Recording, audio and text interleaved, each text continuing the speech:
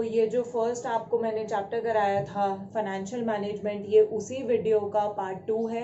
I hope आप लोगों ने मेरा इसी चैप्टर का पार्ट 1 देख लिया होगा, और अगर आप लोगों ने अभी तक नहीं देखा है तो मैंने डिस्क्रिप्शन बॉक्स में उसका लिंक दे दिया है, तो आप उसे भी देख सकते हैं। उसमें मैंने सारे डिसीजंस कवर करवाए हैं, जिसमें से मैंने आपको बोला था कि डिविडेंड डिसीजन के फैक्टर्स वगैरह मुझे बहुत ज़्यादा इंपॉर्टेंट लगते हैं, तो उसे थोड़ा ज़्यादा अच्छे से करके जाना। और बाकी आज जो बात करने वाली हूँ, बाकी जितना भी हमारा चैप्टर बचा हुआ है एज पर एनसीईआरटी बुक्स, वो सारा चैप्टर मैं कंप्लीट कराऊंगी। कैपिटल बजटिंग और वर्किंग कैपिटल वगैरह भी आज के ही लेक्चर में मैं डिस्कस कर लूंगी। तो चलिए स्टार्ट करते हैं हमारा चैप्टर। और इस वीडियो को स्टार्ट करने से पहले, इस टॉपिक को स्टार्ट करने से पहले, अगर आप लोगों ने मेरा चैनल सब्सक्राइब ना किया हो तो ज़रूर सब्सक्राइब कर लीजिए अभी, और बेल आइकन को भी क्लिक कर देना ताकि आगे की वीडियोस भी आप लोगों को मिलती रहें। प्लस कमेंट सेक्शन में ज़रूर बताना ये वाला लेक्चर कैसा लगा है। ठीक है, तो चलो मैं स्टार्ट करती हूँ पार्ट 2 से। पार्ट 2 में हमारा सबसे पहला आ रहा है फाइनेंशियल प्लानिंग। ठीक है, फाइनेंशियल प्लानिंग अब क्या होती है, मैं आपको स्टार्टिंग से बोलती आ रही हूँ कि हमें क्या करना है, हमें पैसे इसे मनी को मैनेज करना है। ठीक है, मनी को मैनेज करना है, उसी के लिए हम सारी चीजें प्लान कर रहे हैं। ठीक है, प्लान कर रहे हैं, तो यहाँ पे हमारा फाइनेंशियल प्लानिंग का मतलब क्या हुआ है, enough funds available at right time. Financial planning हम लोग करते क्यों है, ताकि इनफ फंड्स हमारे पास हो जब उस फंड की जरूरत हो, जिस टाइम पे जरूरत हो। फॉर एग्जाम्पल आपको कुछ ऑर्डर मिला है, ठीक है, ऑर्डर किसी एक सप्लायर आया, वो आपको ऑर्डर देकर गया है, ऑर्डर है कि आपको 100 शर्ट्स बना के देनी है विद इन अ वीक। ठीक है, विद इन अ वीक आपको बना के देनी है। अब 100 शर्ट्स को बनाने के लिए कपड़ा भी तो लगेगा, कपड़ा लगेगा, उस कपड़े को खरीदने के लिए पैसे चाहिए, और भी उसमें स्टिचिंग वगैरह होगी, बहुत सारी चीजें होंगी, उन सारी चीजों के लिए पैसा चाहिए आपको। ठीक है, तो उस सारी चीजों के लिए उस पॉइंट ऑफ टाइम पे, उस एक वीक के अंदर, उस एक वीक की स्टार्टिंग से पहले आपके पास पैसा अवेलेबल है या नहीं है, बहुत इंपॉर्टेंट है। नहीं तो अगर आपके पास अवेलेबल नहीं, आप ऑर्डर कंप्लीट नहीं कर पाओगे, ऑर्डर आपके हाथ से गया, पैसे आपके हाथ से गए, प्रॉफिट आपके हाथ से गया। ठीक है, तो यही हमारा काम है, जब हमें उस पैसे की जरूरत है उस समय, उस पॉइंट ऑफ टाइम पे वो हमारे पास है या नहीं है, इसी के लिए हम पूरा फाइनेंशियल प्लानिंग करेंगे। ठीक है, ये इसकी डेफिनेशन, एज अ डेफिनेशन याद करना, और जितनी भी चीजें यहाँ पे लिखी हुई हैं वो ध्यान से सुनना, और वही चीजें इंपॉर्टेंट भी है। दूसरा है, इसका मेन काम क्या होता है, ensure availability of funds wherever required. जहां पर भी पैसा रिक्वायर्ड है वहां पर उसे अवेलेबल करवाना। अगर अवेलेबल नहीं है, फॉर एग्जाम्पल आपका एक किसी चीज में आपको पैसे की जरूरत है और वहां पे पैसा आपके पास अवेलेबल नहीं है, वहां पे आपका लॉस ही होगा। ठीक है, या तो ऑर्डर छूट जाएगा या आपका ढंग से सामान बन नहीं पाएगा। दूसरा, to see that the firm doesn't raise resources unnecessarily. Resources आप फालतू में क्या बोलते हैं ना ले रहे हो। फॉर एग्जाम्पल आप सोच के चल रहे हो कि इस पूरे मंथ में हमें ज्यादा से ज्यादा, मैक्स टू मैक्स 100 शर्ट्स के कितने ऑर्डर मिल सकते हैं, 100 लगा के चलो, 100 ऑर्डर मिल सकते हैं मैक्स टू मैक्स इस महीने में, क्योंकि अभी तक पिछला पास्ट ट्रेंड जितना भी देखते आ रहे हैं, कम से कम हमें सिर्फ इतने ही ऑर्डर्स मिल रहे हैं। तो इस मंथ का भी हम इतना लगा के चल रहे हैं, पिछले मंथ हमें 80 मिल गए थे, उससे अगले मंथ 90 मिल गए थे, तो मैक्स टू मैक्स मैं 100 लगा के चल रही हूँ। ठीक है, उसी हिसाब से उतना ही पैसा तुम लोगों ने अपने पास अवेलेबल करा लिया।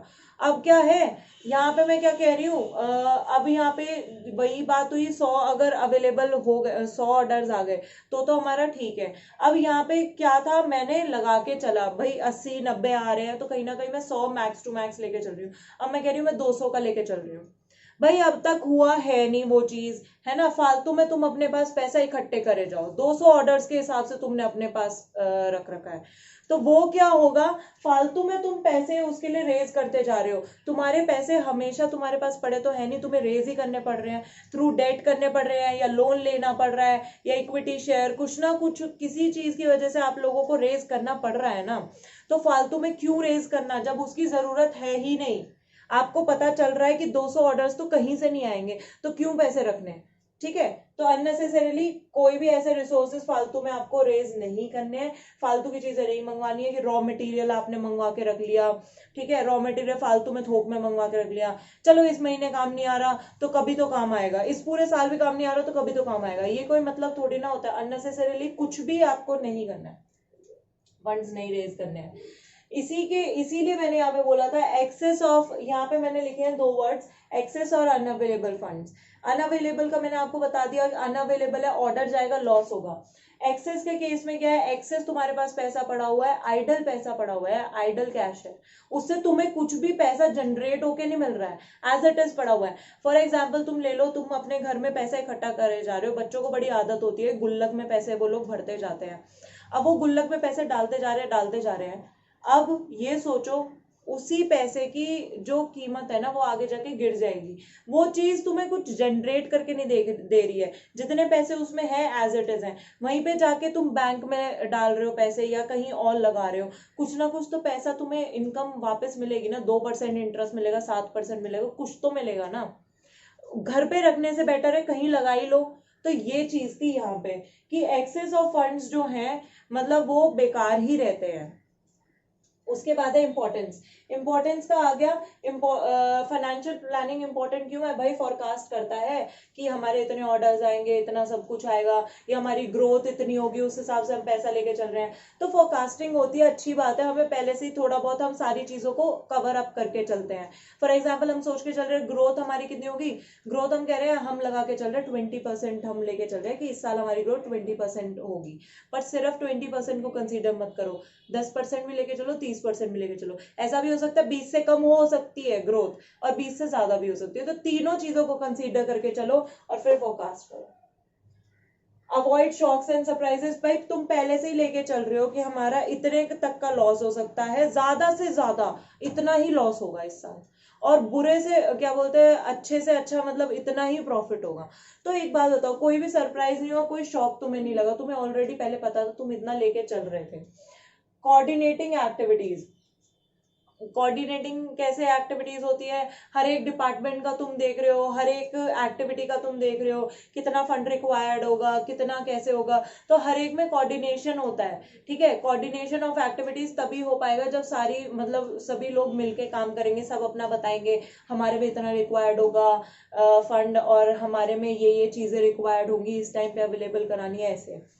उसके बाद है रिड्यूस डुप्लीकेशन एंड वेस्टेज, ठीक है, डुप्लीकेशन नहीं होगा तुम्हारा, जब तुम फोरकास्ट करते हो तुम पूरा प्लान कर रहे हो एक चीज के लिए, तुम्हारा डुप्लीकेशन ऑफ एफर्ट्स हो ही नहीं सकता है, ठीक है, वेस्टेज तुम्हारी होएगी नहीं, क्योंकि तुम सब कुछ पहले से ही प्लान करके चल रहे हो। प्लानिंग से क्या होता है, कम से कम ये सारी चीजें हमारी रिड्यूस हो जाती है, डिलीट मैं नहीं बोल सकती हूँ कि पूरा ही खत्म हो जाता है, ये बोल सकते हो कि रिड्यूस हो जाती है ये चीजें। उसके बाद है link between investment and financial decision, link ये बनाए रखता है कैसे कि इन्वेस्टमेंट डिसीजन में होता है कि इन्वेस्टमेंट तुम लोग कितनी करना चाहते हो, फॉर एग्जाम्पल तुम किस में इन्वेस्टमेंट करना चाहते हो, उसमें कितना पैसा चाहिए होगा, तो फाइनेंशियल डिसीजन उसी के हिसाब से तो तुम लोगे ना, तो इसलिए लिंक रहता है दोनों के बीच में।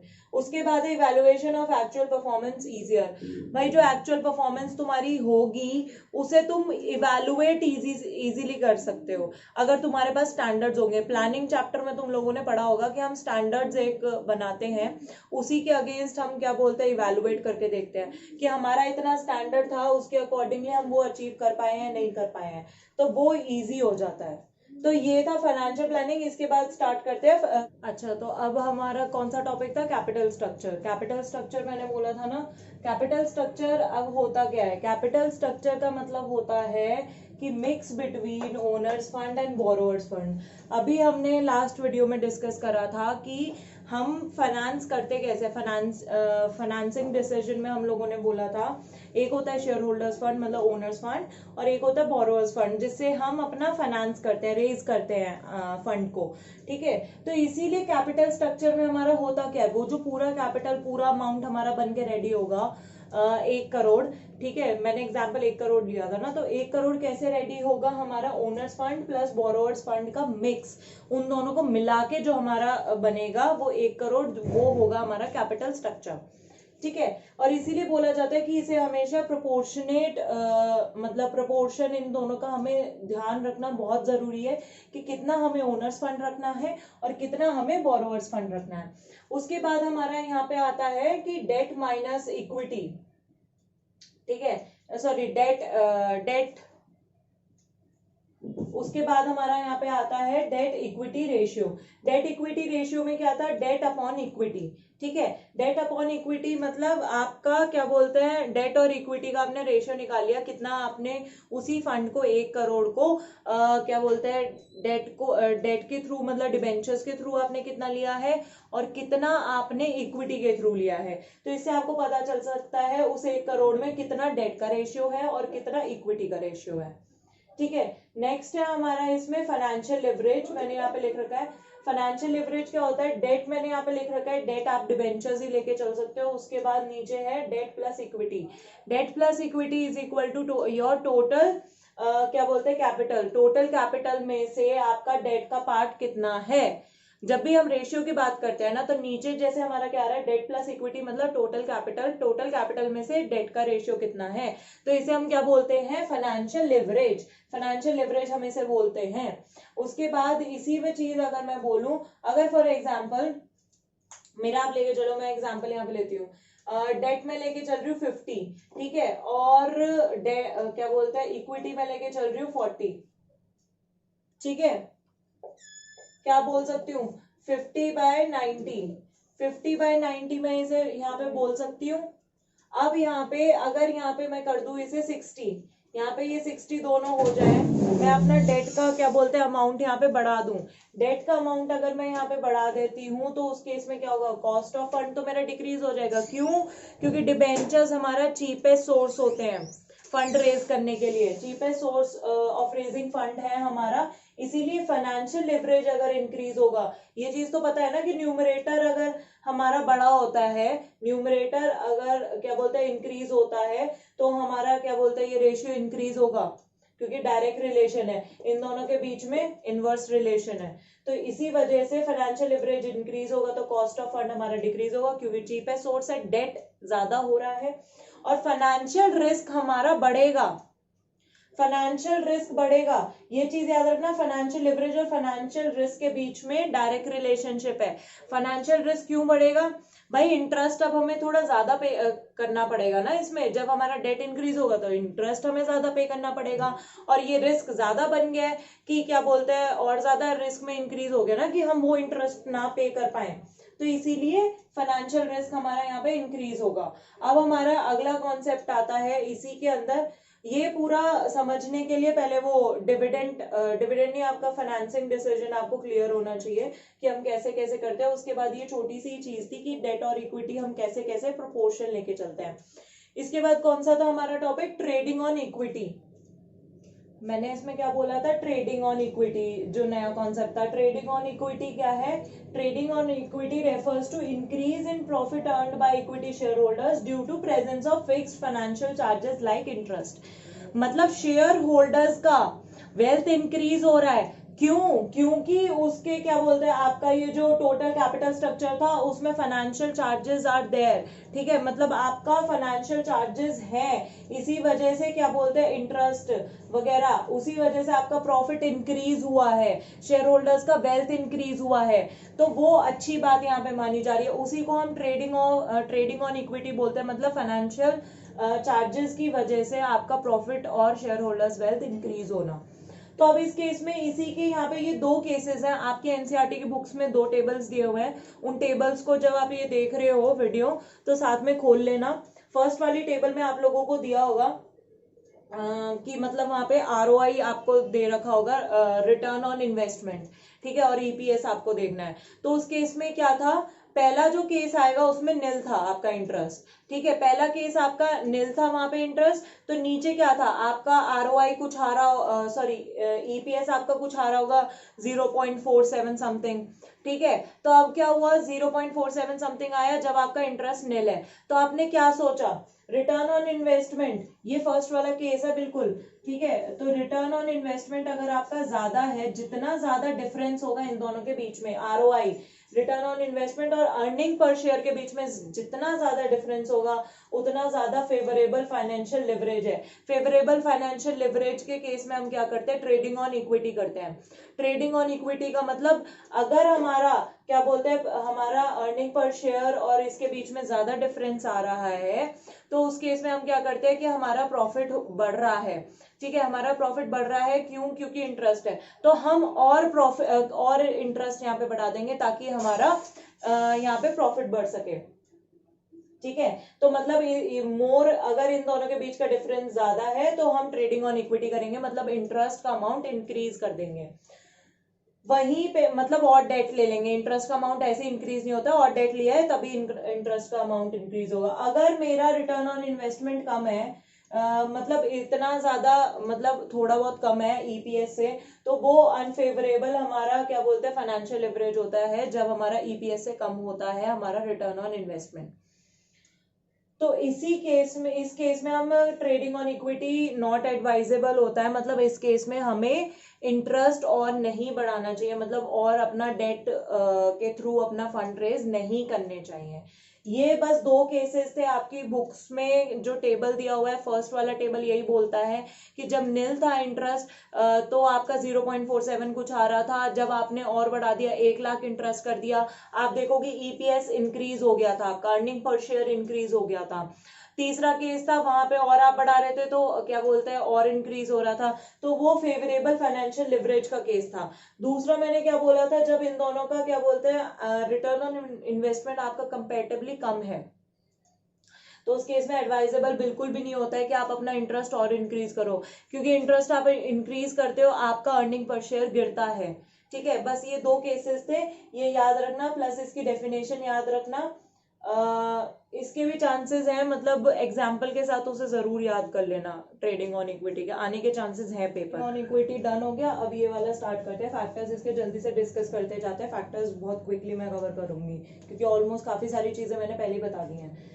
Cash flow position, cash flow position अगर आपकी अच्छी खासी है तो आप डेट इंक्रीज कर सकते हो, तो उस केस में क्योंकि आप इंटरेस्ट अच्छे से पे कर सकते हो, ठीक है। नेक्स्ट है हमारा interest coverage ratio. Interest coverage ratio के केस में ये क्या बोल रहे हैं, earning before interest and tax, मतलब अगर आपकी earning before interest and tax ज्यादा होगी तो कंपेरेटिवली आपके आईसीआर ज्यादा होगी, और ये ज्यादा अच्छी बात है अगर ये आपका ज्यादा हो, क्योंकि आप इंटरेस्ट ऑब्लिगेशंस अपनी टाइमली पे कर सकते हो। इंटरेस्ट ऑब्लिगेशंस टाइमली पे करने के लिए आपके पास इतना सारा पैसा है तो डेट आप इंक्रीज कर सकते हो इसमें कैपिटल स्ट्रक्चर में। उसके बाद है debt service coverage ratio. Debt service coverage ratio comparatively जो चीजें इसमें मेंशन नहीं थी वो यहाँ पे मेंशन हो गई हैं, ठीक है। वही सेम चीज ऑलमोस्ट वो निकालना चाह रहे हैं, तो इससे भी हमें पता चल जाएगा कि डेट का हमें कितना प्रोपोर्शन रखना चाहिए, और उसका ओनर्स फंड का भी। Return on investment, return on investment मैंने अभी बताया था, वो ट्रेडिंग ऑन इक्विटी वाला सेम चीज वही है। Cost of debt, cost of debt भी हम लोग देख चुके हैं। कॉस्ट ऑफ डेट अगर हमारा कॉस्ट ऑफ डेट हमारा क्या बोलते हैं कंपेरेटिवली कम होता है, मतलब चीपेस्ट सोर्स है डिबेंचर्स और ये लोन वगैरह, तो उस केस में कॉस्ट के हिसाब से देखा जाए तो वो सारी चीजें ज्यादा बेटर रहती हैं। टैक्स रेट, टैक्स रेट में भी आप देख सकते हो, टैक्स रेट में भी इंटरेस्ट वगैरह पे आपको मिल जाता है, और क्या बोलते हैं एडजस्टमेंट हो जाती है वहां पे, तो वो बेटर है एज कंपेयर टू आपके ये ओनर्स फंड वगैरह। नेक्स्ट है cost of equity. Cost of equity के केस में क्या क्या क्या था, इसमें ये बोलना चाह रहे हैं कि आप जो डिबेंचर्स है ना, डिबेंचर्स और ये सारी चीजें कॉस्ट ऑफ मतलब एक जो डेट है आप किसी एक पॉइंट तक आप मतलब रेज कर सकते हो, उसके बाद आपको अपने ये इक्विटी शेयर्स और इन्हीं सब से आपको रेज करना पड़ेगा फंड, क्योंकि अगर उसके बाद भी आप रेज करते हो इसी से तो आपका कॉस्ट ऑफ इक्विटी बहुत ज्यादा बढ़ जाएगा, ठीक है, जो कि हम नहीं चाहते, कॉस्ट हम नहीं बढ़ानी चाहते अपनी। नेक्स्ट हमारा फ्लोटेशन कॉस्ट। फ्लोटेशन कॉस्ट मैंने अभी बताया था कि फ्लोटेशन कॉस्ट क्या होता है हमारा, जब भी हम रेज करते हैं कुछ भी फंड वगैरह, तो उस केस में उसे रेज करने के लिए भी तो पैसा लगता है ना, तो वो फ्लोटेशन कॉस्ट होता है। जैसे शेयर्स आप करना चाह रहे हो तो उसमें प्रोस्पेक्टस वगैरह इन सारी चीजों का जो पैसा लग रहा है वो सारा फ्लोटेशन कॉस्ट में आ जाएगा। नेक्स्ट है रिस्क कंसिडरेशन। रिस्क कंसिडरेशन वही है कि डेट में ज्यादा रिस्क होता है, इक्विटी में कंपेरेटिवली कम होता है, तो उस हिसाब से देख के कर सकते हो। फ्लेक्सिबिलिटी भी तुम्हें क्या बोलता है, कंपेरेटिवली इक्विटी शेयर वाले में ज्यादा मिलती है, डेट वाले में कंपेरेटिवली कम मिलती है। फॉर एग्जांपल अगर आप किसी बैंक से लोन लेते हो तो उस केस में वो क्या है, उनके कुछ ऑब्लिगेशंस भी होती है, कॉन्ट्रैक्चुअल ऑब्लिगेशंस होती है जो कि आपको फुलफिल करनी पड़ती है, इतना ज्यादा आपको नहीं मिलता है, डील नहीं मिलती है। कंट्रोल में सेम है कि अगर इक्विटी शेयर्स वगैरह इन सब से करते हो तो क्या बोलता है, ओनरशिप आती ही आती है उनकी, बहुत ज्यादा कंट्रोल आ जाता है, तो वो नहीं चाहते हो तो आप इक्विटी शेयर्स रहने दे सकते हो। रेगुलेटरी फ्रेमवर्क वही सेम चीज, कंपनीज एक्ट वाली, ठीक है, जो सेकेंड लेक्चर में मैंने आप लोगों को बताया था कि कंपनी इसका कंपनीज एक्ट में कभी बहुत बार ऐसा होता है कि डिविडेंड पे आउट से रिलेटेड या आपका डेट से रिलेटेड कुछ ना कुछ चीजें होती हैं, तो वो कॉन्ट्राडिक्ट नहीं करनी चाहिए। नेक्स्ट है स्टॉक मार्केट कंडीशंस। अगर स्टॉक मार्केट कंडीशंस अच्छी हैं, मतलब प्राइजेस बढ़ रहे हैं, तो आप ज्यादा बेटर है कि आप उसी के वहां से कैपिटल मतलब रेज कर सकते हैं। कैपिटल कैसे रेज कर सकते हैं, उसी के इक्विटी शेयर्स वगैरह के थ्रू। नेक्स्ट है capital structure of other companies. Capital structure अब जैसे कोई इंडस्ट्री है, इंडस्ट्री के खुद के भी एक नॉर्म्स होते हैं। नॉर्म्स मतलब उनके खुद का भी चीजें होती है कि हम इतना ही रेज करेंगे थ्रू डेट, ठीक है, तो वो आप वो चीज भी फॉलो कर सकते हो, दूसरी कंपनीज को भी देख के यहाँ पे फॉलो कर सकते हैं। तो दैट्स इट फॉर दिस।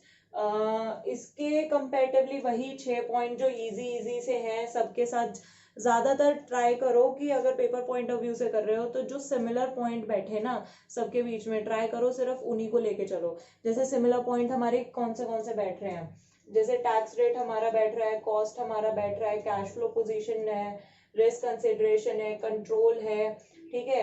उसके बाद ये कितने हो गए, 5 हो गए। एक और ले लो इसमें से ये इंट्रा रिटर्न ऑन इन्वेस्टमेंट ले लो, क्योंकि ट्रेडिंग ऑन इक्विटी से पहले तुम्हें पढ़ना ही पढ़ना है, तो रिटर्न ऑन इन्वेस्टमेंट भी ले सकते हो, या फिर क्या बोलते हैं ये फ्लोटेशन कॉस्ट भी ले सकते हो। तो इजी से 6 इसमें से ले लो, सारे करने की जरूरत नहीं है।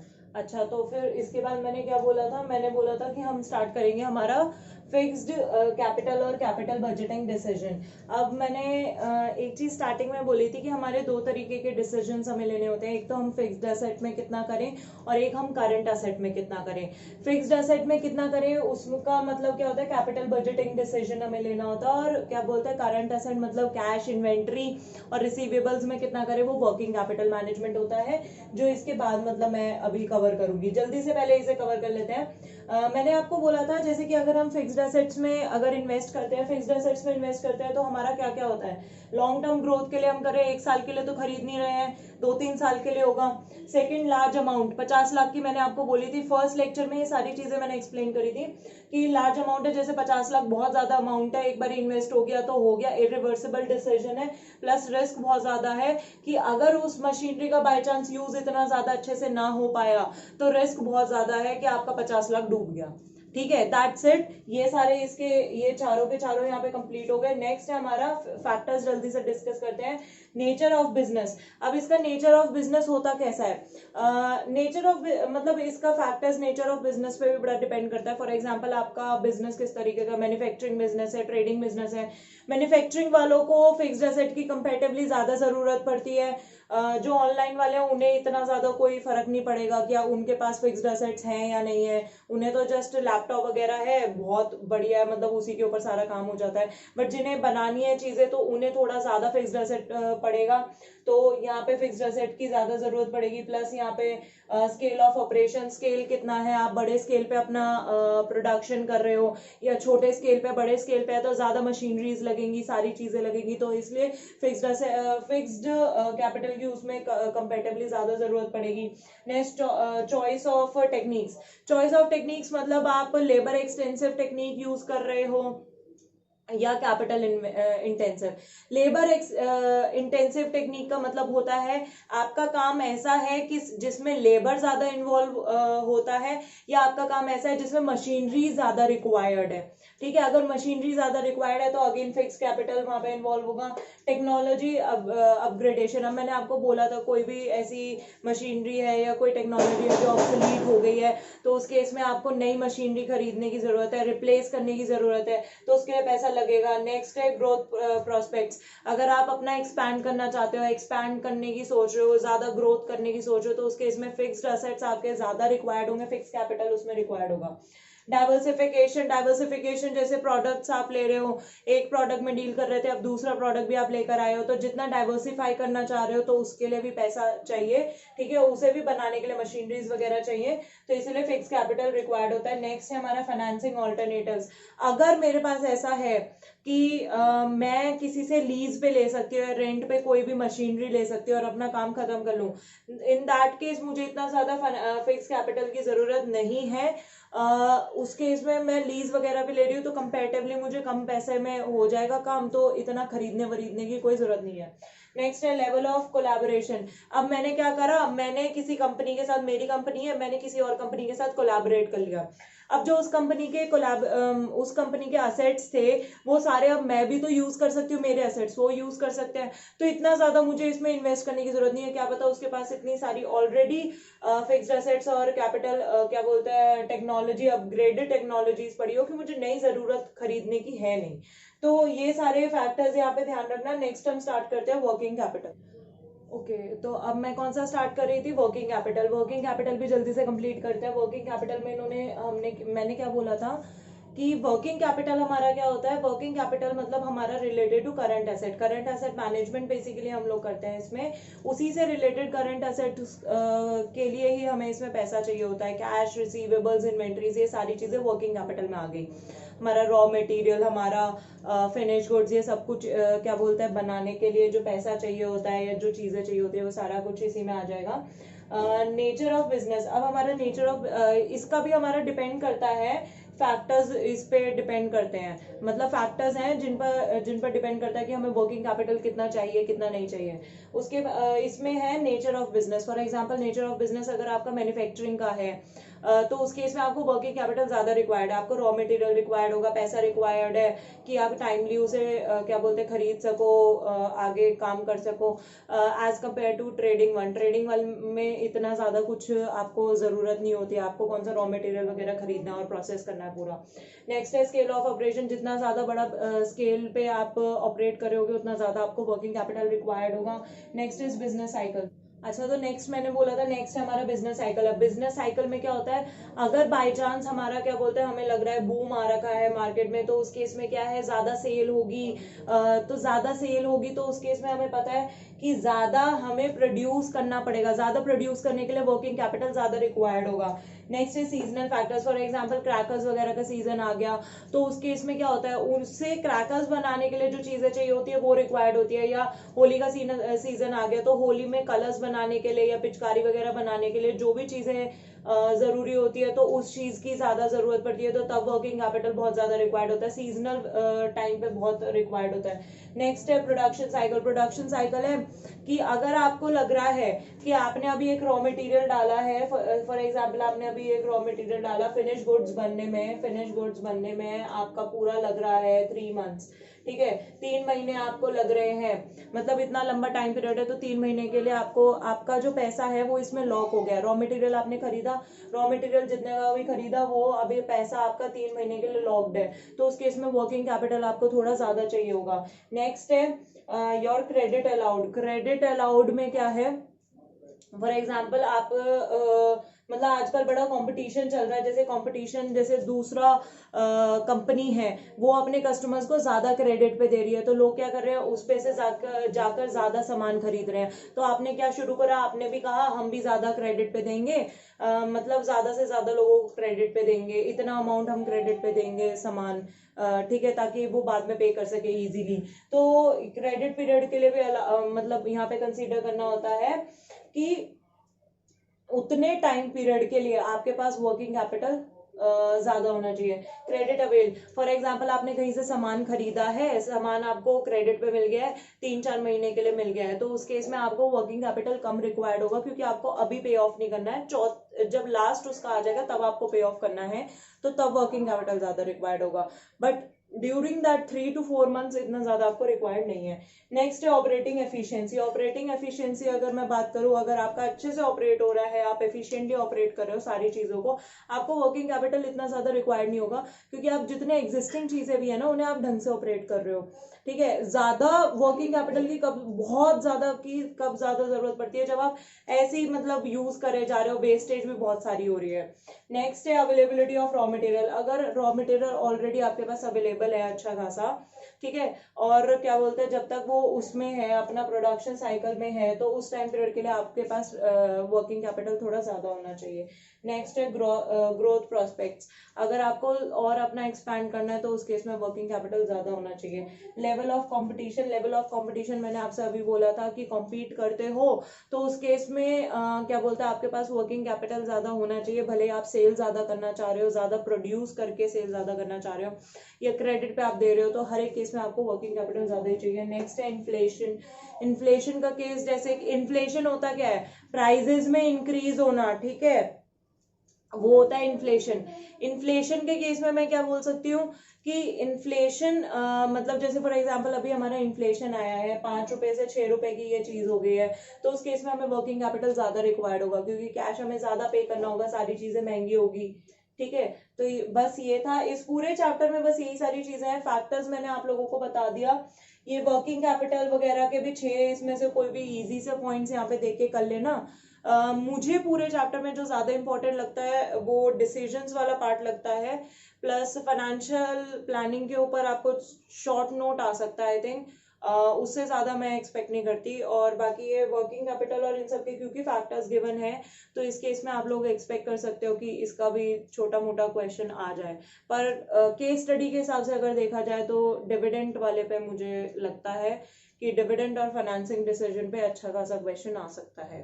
ठीक है, तो उसे अच्छे से कर लेना। बाकी पूरे चैप्टर में से मतलब ये पॉइंट्स जस्ट इन्हें लर्न कर लेना, और जो भी एक्सप्लेनेशन दी थी उस हिसाब से मतलब उसे समझ के 1-2-3 लाइनें उनकी अच्छे से प्रिपेयर कर लेना।